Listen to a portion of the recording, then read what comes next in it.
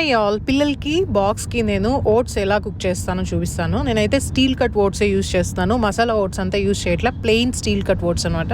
ముందు రోజు నైటే ఒక కప్ తీసుకొని మంచిగా వాష్ చేసుకొని మళ్ళీ ఫ్రెష్ వాటర్ పెట్టుకొని ఓవర్ నైట్ సోక్ చేసుకోవాలి. ఓవర్ నైట్ సోక్ చేసుకోవడం వల్ల మనకి ఈజీగా డైజెస్ట్ అవుతుంది. నెక్స్ట్ వచ్చేసి కుకింగ్ టైం కూడా తగ్గుతుంది అనమాట. నెక్స్ట్ డే మార్నింగ్ ఆ వాటర్ని మళ్ళీ పడేసి ఫ్రెష్ వాటర్తో వాష్ చేసుకొని మళ్ళీ ఫ్రెష్ వాటర్ యూస్ చేసుకోవాలి. సేమ్ వాటర్ యూస్ చేయకూడదు, ఎందుకంటే దాంట్లో ఫైటిక్ యాసిడ్, నెక్స్ట్ వచ్చి ఎంజైమ్ ఇన్హిబిటర్స్ ఉంటాయి. దానివల్ల బ్లోటింగ్, నెక్స్ట్ డైజెషన్ స్లో అయిపోతుంది అనమాట. సో ఒక కప్పు ఓట్స్కి మనము 2.5 కప్ వాటర్ తీసుకోవాలి. ఇక్కడ నేను యూస్ చేస్తుండేది స్టాల్ కుక్కర్. ఇది చాలా బాగుంది, విజిల్ క్లీన్ చేసుకోవడానికి అంతా చాలా బాగుంటుంది. ఇది 3 లీటర్స్ కుక్కర్, మీకు కావాలంటే ట్యాగ్ చేస్తాను. విజిల్స్ వచ్చేసి నేను ఒక 3 విజిల్స్ మీడియం ఫ్లేమ్లో పెడుతున్నాను అనమాట. ఇంకా విజిల్స్ వచ్చేసిన తర్వాత ఇలా ఉంటుంది మనకి, అంటే ఎక్కువ గట్టిగా ఉండకుండా కొంచెం సాఫ్ట్గా ఉండేలాగా చూసుకుంటున్నా.